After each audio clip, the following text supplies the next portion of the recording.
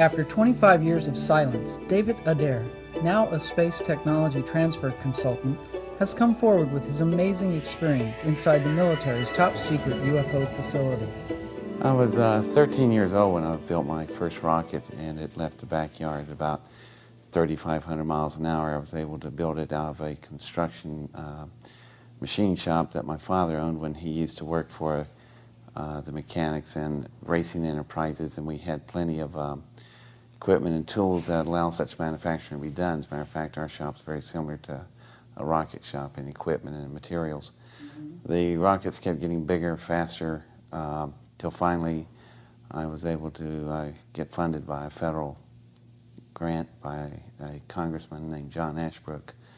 And with that help, I was able to go ahead and complete a larger rocket with an entirely new type of engine, which was a fusion containment engine. The two primary engines we use today are solid propellant and liquid propellant. There are about 61 different rocket engines of propulsion systems that you could leave this planet with. Two of them are just a solid and liquid fuel. I happen to just pick one out of the other 61 engines to pick from, and I manufactured a magnetic fusion containment engine, which in simple essence is able to create a magnetic field capable of holding a thermal fusion reaction inside, like a chunk of the sun contained in a magnetic bottle. And when you tap that power, it allows you to have tremendous thrust, which is what makes the rocket go forward. And so imagine being able to tap onto the power of the sun for an acceleration factor. So that's a pretty interesting engine design. So once the engine was and the rocket was completed, we obviously couldn't launch it where I was launching smaller rockets, which were out in cow fields in Ohio.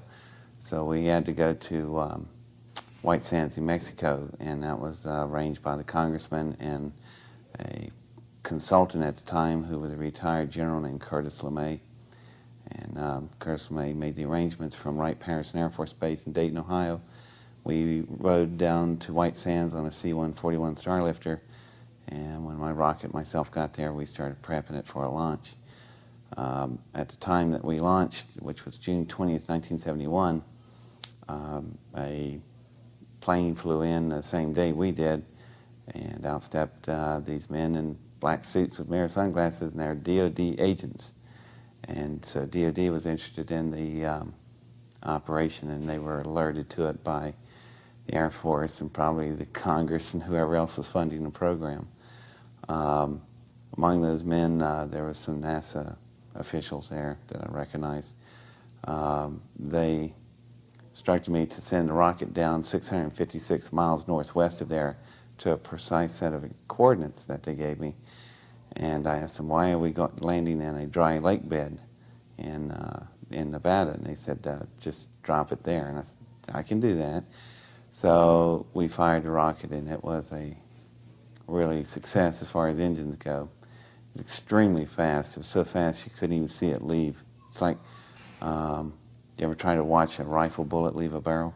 That's how fast this engine was. So we landed we were exactly where they wanted it. Then we had to get on a DC-9 from White Sands and leave for the dry lake bed, which is called Groom Lake in Nevada. And I was asking them, did y'all notice that these wheels on your plane, they're rubber tires and landing gears, we're going to bore more up to our belly in the dirt out there. So they said, don't worry about it. So we got on the plane, and when we got there, they were right. There were twin 10,000-foot runways there and hangars and a 42,000-acre Air Force base called Groom Lake. And it wasn't on any of the maps I was working with at the time. So my rocket was down on the south end of the field at the end of the runways, and you could see the parachutes bellowing in the wind, and we landed and got out. And I was assuming we were going to go look at my rocket right then. No, we got in golf carts and rode to this center hangar, which was a very low, flat-type hangar, but extremely large inside, size of about 4 football fields. So we pull in there and stop in these little golf carts, and we're just sitting there, and I'm going, well, that hangar's empty. I thought, this is interesting, you know. And then in a few minutes, little yellow and red lights came on flashing, and then out of the ground, or out of the floor, come these little rails with chains on them. They came up around all the doorways, and then the entire floor dropped out from under us. It's an elevator. We went down about 20 stories, and what was interesting about this elevator is normally you have chains that drops these things. Huge worm screws were lowering the platform down, which allows it to carry extreme weight. When we got down there, there was a lot of various aircraft and workshops and offices and such. That was off of the main bay, and then off of the main bay were smaller but still rather large work bays. And in the work bays, we went down to one that had something sitting in one of the big workshops. So we went and they opened the doors, we went inside, and the room was lit up like if you ever seen a car sitting in a paint booth. You have horizontal lights running the whole length of the room, and they arc like a rainbow all the way over. The reason being, like in a paint booth, it casts no shadows. So if you're spraying a car, if you see a run and your shadow's hiding it, you'll put a run in the car. So this was the same reason. It's a good laboratory to do it that way. That means that it's casting no shadows, so whatever you're working on, you can see it without being interfering with the light. And that was the first thing that's different about the room. They pulled the big covers off this thing, and it was interesting. It's an engine that's about the size of a school bus. And this engine is pretty much a much larger version of the thing I built. It's also an electric magnetic fusion containment engine, but it is sophisticated and it is powerful. I would have to compare mine to it. Would be like I had a Model A and this thing was a Ferrari. I mean, it's just tremendous, powerful difference, but we both were of the same engine breed. And this one had been damaged right in the center of the core. In the type of configurations we build, we have dual particle accelerators that cause the fusion reaction. Right in the center of these accelerators is an area that I call the eye of the hurricane, and it's like an infinity pattern, figure 8, and right in the center, it's quiet there on a matter of conversion area. So then this particular engine, there was a hole there about 4 feet in diameter, and that was the first thing I noticed. They asked me to look at it and describe to them how I thought the thing functioned. And I asked them, you know, how come I'm telling you about your engine? And they said that the engine was recovered in a project they was working with, and they wasn't sure how everything functioned on it, and personnel that were available that work on that was not available anymore. And they said if I could just help them out a little bit. Well, being 17 years old at the time, they thought I didn't pick up on too many adult innuendos, but I guess I was born old. I knew exactly what they were doing. So I said, fine, you know, yeah, I'll be glad to help my country, you know. So we play along, and I asked them, can I walk up to it? They said, sure. As a matter of fact, you can climb on it if you want. So I got up to the engine, and then something really unusual about the engine, other than the design, the alloys itself, just the sheen and color, looked like iridescent color, like when you hold a CD disc to the sun and you see the rainbow. Imagine those kind of colors covering this entire engine and glowing like that. It's really pretty. The color of the engine was unlike any metal or alloy I was ever familiar with. And when I walked to the engine, there was a shadow on the engine. Now, I just told you that the rooms were built where you couldn't have shadows. When I stuck my arm out to it, there was a shadow on the engine, but right on the table there was no shadow. So it's not a light casting the shadow on the engine. The engine is picking up radiation off my body. So I back away from it, the shadow dissipates. When I walk back up, it's back on. And so when I put my hands on the engine to pull myself up on it, that's where it's interesting, because the alloys in some places were so thin, it was translucent. You could see through it like a sheet of amber. So when I laid my hands on it, this really interesting swirl pattern would come off wherever my skin was touching, and they would swirl out through the metal, going out through the alloy. And I didn't know of any metal that could do that. So I thought, wow, this thing is heat sensitive. It's picking up my body heat waves like that. So when I crawled, and they were really neat looking, smooth type wave flows coming off my hands. So I pulled myself on up on the engine and started walking over it, and it was huge. It was radically different than mine because it was just so much of a different design. And the way they ran the fusion flows and the way you would run fuel in a fuel line of an engine, this thing was totally different. There was no wiring. Now, my engine was covered with miles of wiring, so I could get all the firing orders right toward the cyclotrons, the particle accelerators. Did you immediately know that it was alien at that time? I suspected when I put my hands on it, it felt so different. It felt like a frog belly. If you ever, I don't know if people play with frog bellies, but I did. It looked wet, but it wasn't wet. It's just so slick looking, but it wasn't slick. And it was just amazing. But it also had such a texture, and as soon as you touched it, it was cold in the air-conditioned well in the facility, but the minute you touched the metal, it became your temperature instantly. I don't know of any alloys that can do that. So I started going, oh, this may not be from around here. So I'm walking down the engine, and I go up to where the main core cells are and the particle accelerators.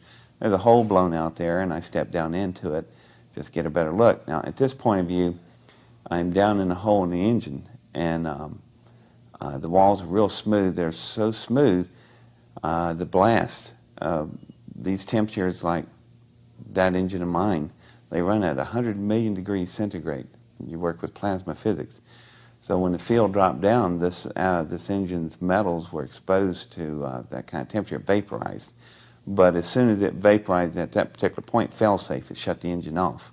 All this probably occurred in a nanosecond, a billionth of a second.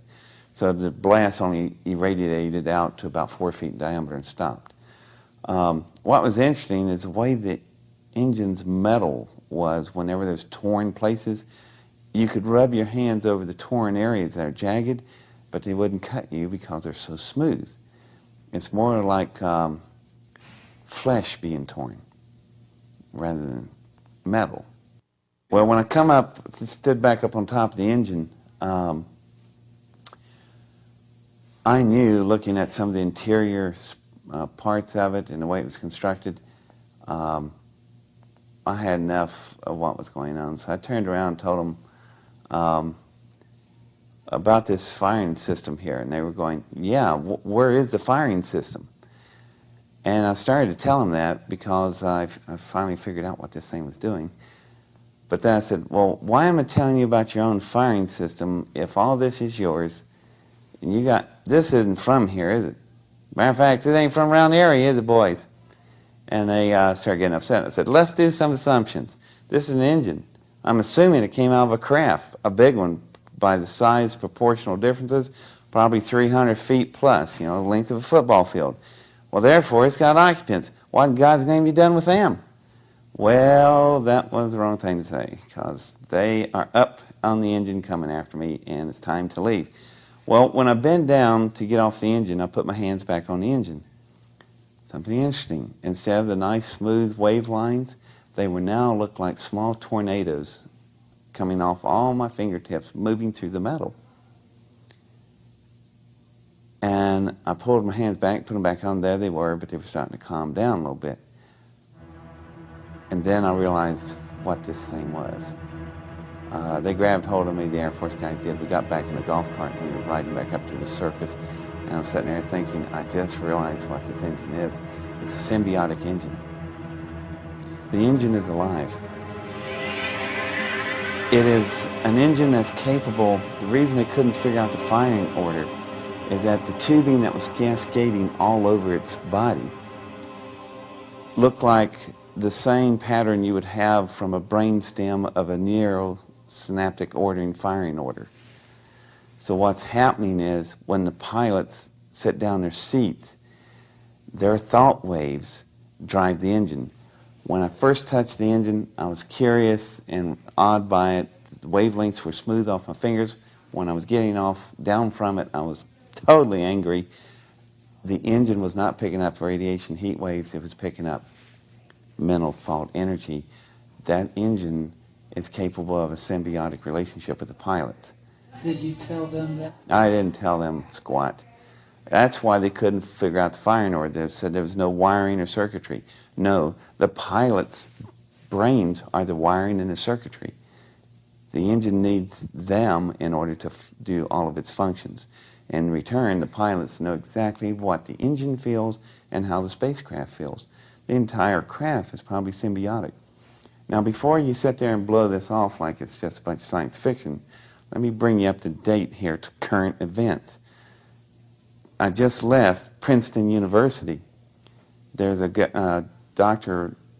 John up there, Robert John, and he runs the Pear Research Institute. They have a contract from McDonnell Douglas, you ever heard of them? Small aerospace company, to build mental shielding for firing systems on the new F-22 fighters. So people go, what's that got to do with anything? Pilot comes home at night, catches his wife in bed with another man. He's having a bad day. He's now got to go fight a fighter that is so sensitive. When he straps on his helmet, just like the Apache helicopter, you turn your head this way, the gun mounts follow your head. This firing system now links to your brain. Foxfire, Clint Eastwood. Where do you think the Hollywood's getting their ideas? McDonnell Douglas is under construction building a symbiotic relationship firing control system. Where did they get their idea?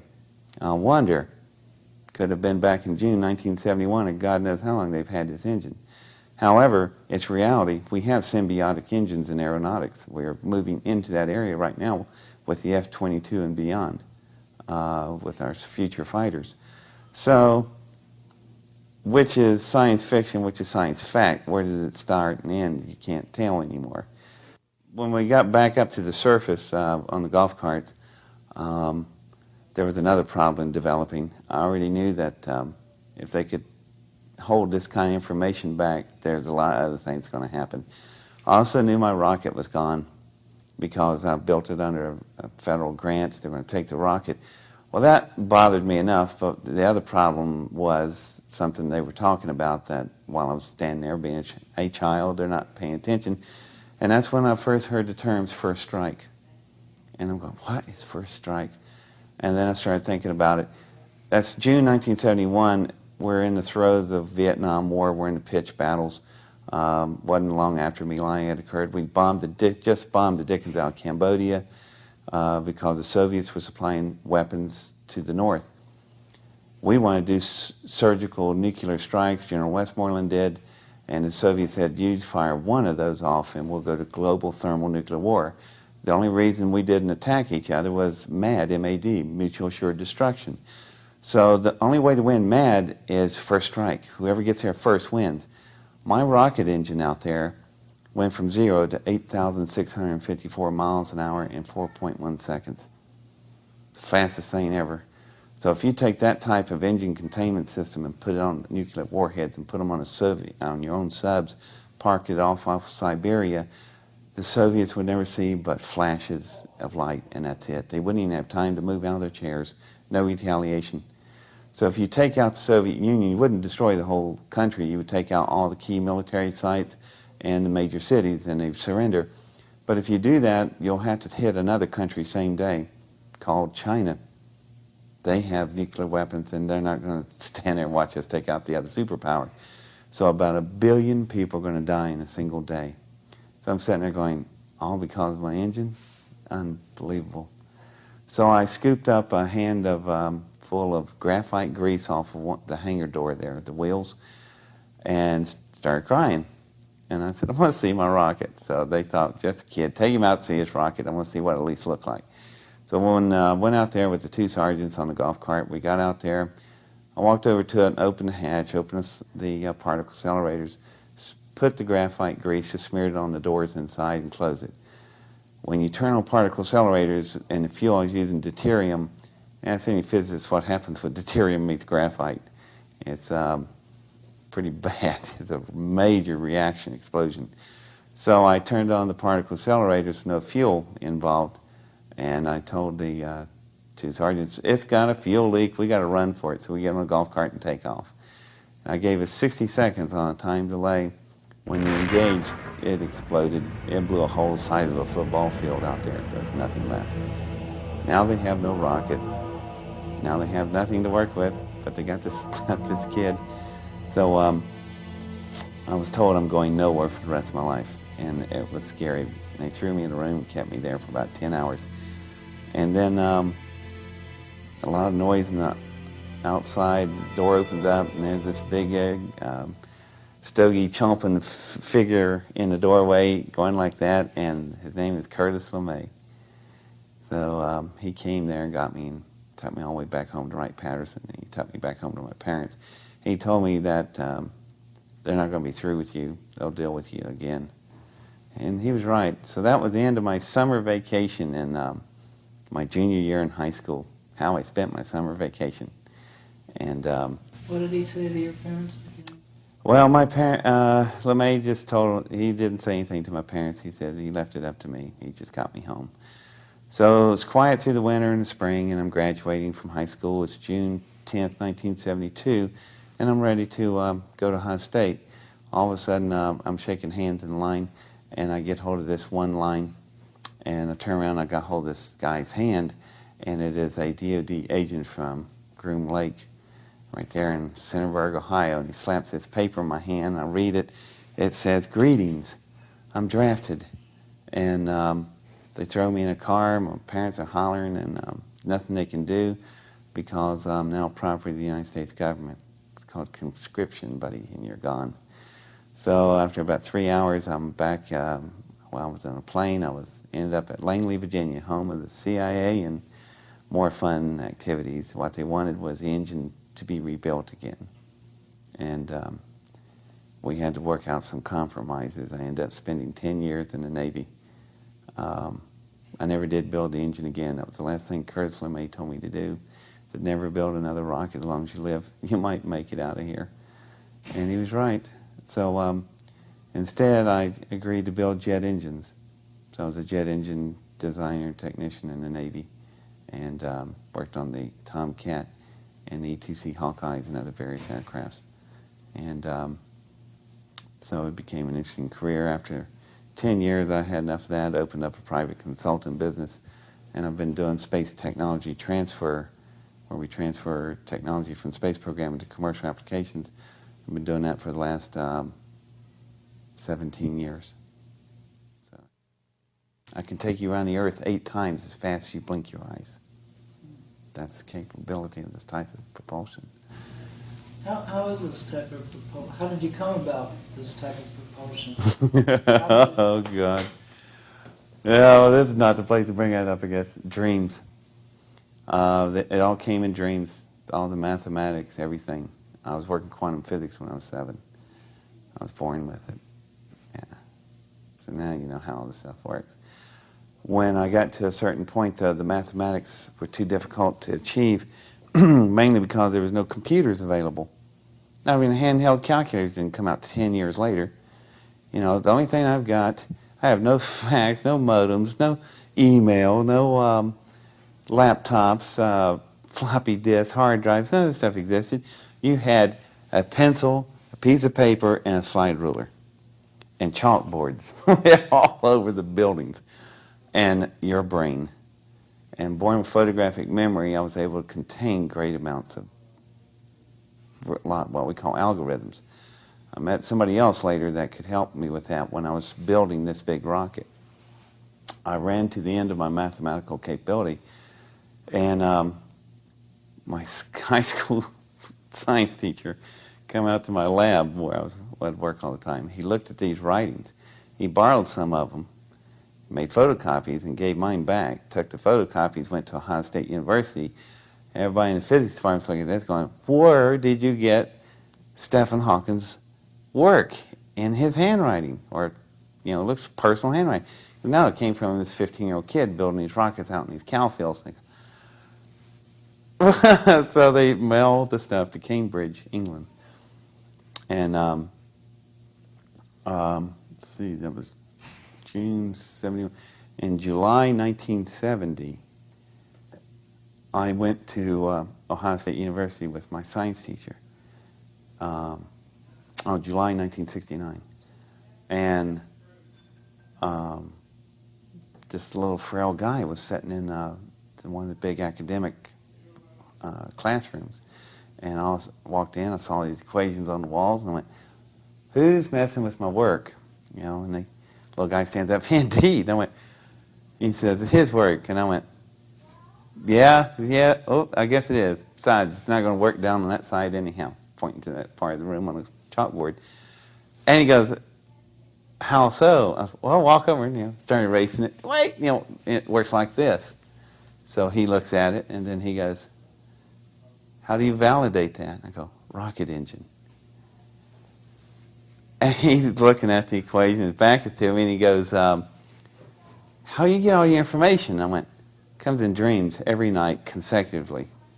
So he drops his chalk, and he turns around, and I figure, end of conversation, good, I'm busy, I need to go home anyhow. I start to head for a door, and he goes, "Wait a minute." He goes, "We dream on the same wavelength. All my stuff comes to me in dreams. Therefore, we are brothers, have a seat." And his name was Stephen Hawkins. So we worked out some math that allowed me to achieve the... See, we're working on parallel mass. There's only one thing that can swallow and control a fusion containment explosion. That's a black hole. It swallows the sun. What is the sun? Billions of H-bombs going off. So anyway, that was how I got help with on mathematics of that. But the way the engine works, it's on the same principle of a balloon. You blow up a balloon, release it, and it goes around the room. The air escapes out the nozzle, pushes the balloon forward. Well, the same principle with this engine. When you open up the one end of the field with a plasma beam to open up the particle chambers, you're going to get all this matter flowing out. The matter is moving light. So Newtonian law takes over in space. For every action, there's an opposite and equal reaction, just like the balloon. When this engine turns itself on, eventually the vehicle is going to catch up with the speed of the exiting matter out the tailpipe. How fast is it going? 186,000 miles a second, speed of light. This engine's capable of light speed. And we had it in 1971. So. But you knew that it was going to be put to potential catastrophic results. Not potential, for sure. They were planning to do first strike. And they had planned on doing first strike for about the last 15 years. So the Soviet Union collapsed. They were always trying to beat the mad equation, mutual assured destruction. The only way to do it is to be there first. Everybody had the same speeds. So whoever got faster wins. And so what I'm asking is, why are you starting to go public with this information? There's a shift, a change in perception of the public and the attitude. If it hadn't been for that, I would have went to my grave and never said a word about this, because I wanted a normal, mainstream life career. Like I'm going to tell people, I'll stand on top of an alien engine in the basement of a top secret base called Area 51, mainly because I built an engine similar to it, and it landed there, and that's why they wanted me there. And I was 17 years old at the time. Despite the fact that I won the most outstanding field of engineering sciences from the United States Air Force in 1971, and we can see newspaper stories and clippings of me in that rocket. So I still wouldn't stand a chance. So I decided, no, I'm not saying a word. I saw a lot of people take tremendous criticism in the 60s and the 70s, but then there's been a shift in the last 20 years. The American public now really believes there's somebody else out there. And if somebody would land here right now, the American public would go, cool, as long as they're not trying to blow us away or eat us up or something, there's no problem. What they will be a problem is that if the federal government's caught lying, which I know they are lying, they've been lying for probably since 1971 that I know for sure, So if they've been lying, then Roswell is very likely it's true. So they've been lying 50 consecutive years and probably much longer than that. The engine I saw did not come from the Roswell crash. The engine I saw was as big as the Roswell craft. So this is something even bigger. So another one. So how many do they have? How much they got? You know, that's where the real problem is. Who shot King? Who shot, you know, Senator Kennedy? You know, and JFK. If they're lied this much to us, that's where the danger is. Is that if it comes out, it's not so much as the public's going to panic that there's alien life out there. No, it's going to be anarchy because people are going to be so ticked off with D.C. for lying so many years. That is what the government fears. They do not fear you being violent about, hostile about aliens landing and we're going to go crazy. No, they're going to freak out because they're going to be caught in about a 5-decade lie. And that's why they put out the most ridiculous story. Yeah, we take these dummies and drop them from weather balloons. Honest to God, come on, y'all. Just the average guy working in a plant, making a living, trying to pay his bills, raise his family, he's going to look at that and go, yeah, right. You know, and the polls are showing that. So that's why I said it's pretty safe now to say something. Not only that, people made Independence Day, the movie, and they were talking about Area 51, and I was looking at it closely, and somebody in Area 51 talked to the people who made the movie because they were, the dimensions, the way the walls were shaped, there was some stuff they missed, but it was correct. So I figure if they can let that out, and they're still here, and then the attitude shifting, it's just one thing after another. The public's attitude, perception, I can come out forward now and take the heat from critics, but I couldn't take the heat from the general public because you just got to live with them. Critics are always going to be there. They'll be there like gravity. You can depend on it. But that's not the problem. Do you think the aliens are making themselves more apparent? Well, when I testified to a joint session of the Senate and Congress in April for CSETI for Dr. Greer, we got right on to that. And my question was, is somebody coming to dinner? And it's not Sidney Poitier, is it? You know, it's possible if they have cut a deal with somebody, another race or whatever, they could have reneged on the deal, and they may be en route to meet us, the citizens of the planet, in person. So the government's in a real pitch panic because what are you going to do? No, you can't come here. How are you going to stop them? And on top of that, they're going to be caught in major lies. So they looked real panicked about this situation. You know, I've been sitting on this thing for 27 years, and I didn't bother saying anything. And Dr. Greer with CSETI was able to get a hearing set up, and he hammered me for 2 months to finally, the week before the testimony, I finally said, I'll go. So the fact that he could get that established where he was at, Independence Day, shift in the general public's attitude, by the time you add all this stuff up, it comes out to equal time to talk. The briefing was set up by Dr. Greer with CSETI, which I think is the Center for Research for Extraterrestrial Intelligence, and he's in Asheville, North Carolina. And he's a MD, an ER doctor. And Dr. Greer is a very intelligent man. So he had set up a meeting for Congress he had set up within the political structure and framework to run the UFO question right through the normal channels, which all 3 years I've been watching stuff, and he's the only one that got that far, and I was pretty impressed with it. So I finally decided to jump in there. He had 12 other witnesses besides myself, and we all testified to him at that time. And there was about 300 people there. There was a lot of staff there, but there was a lot of senators and congressmen. I recognized some of them. Some of them I'd known before anyhow. And we got in some serious discussions at the time. The next day, we were supposed to talk to the press. The other 12 were allowed to talk to the press. I was not allowed to talk to the press. Not allowed by who? Steve Greer asked me not to talk to the press. And I think he was absolutely right at the time. Because he thought, hang on, guys. He likes you. He does. It's because I'm so sweet. It's the makeup. Right. So I think Dr. Greer was right for holding off, keeping me back a little bit. The reason being is that I was too much for the press uh, to get into right then, because he's got more hearings, more strategy he's got to work. So we talked about that later, and we had a little bit of misunderstanding in the first there, but we got it straightened out. But I agree with the way he's doing it, because there's more testimony and more things I can produce later. And so he's aware of that, and we'll wait for it. So that's pretty much after I did the testimony, I flew home after that. When I agreed to testify in Washington, D.C., Dr. Greer told me that there would be, he has about 120 witnesses that are hardware contacts. That's really important, because there are other contacts that people just see radar images and lights and lock on and such.